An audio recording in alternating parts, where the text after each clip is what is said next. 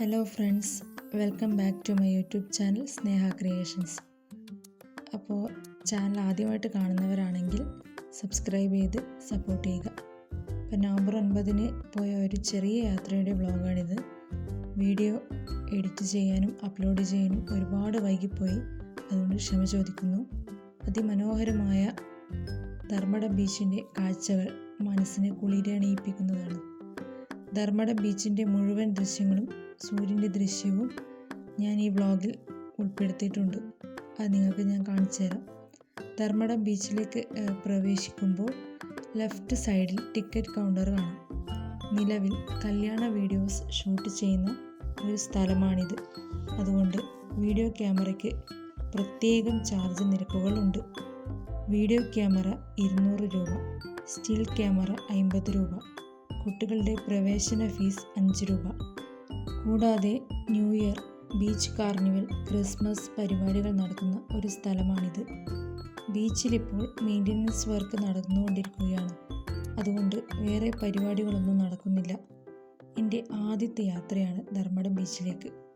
അതുകൊണ്ട് ഈ യാത്ര എനിക്ക് ഏറ്റവും പ്രിയപ്പെട്ടതാണ്.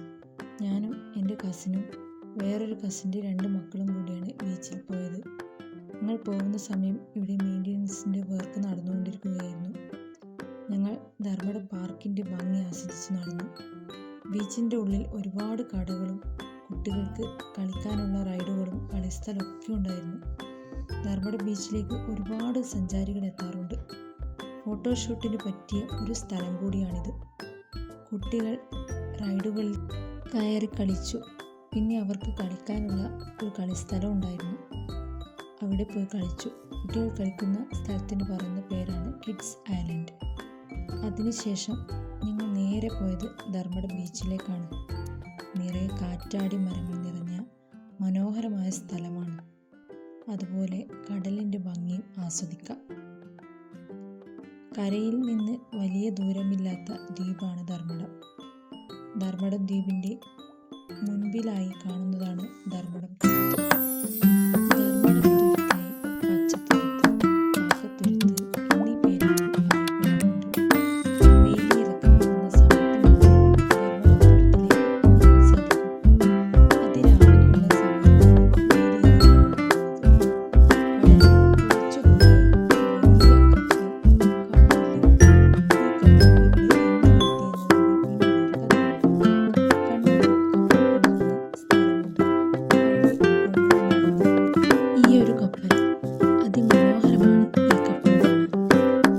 കൊണ്ടുവരുന്ന സമയത്ത് നമ്മുടെ ബീച്ചിലേക്ക്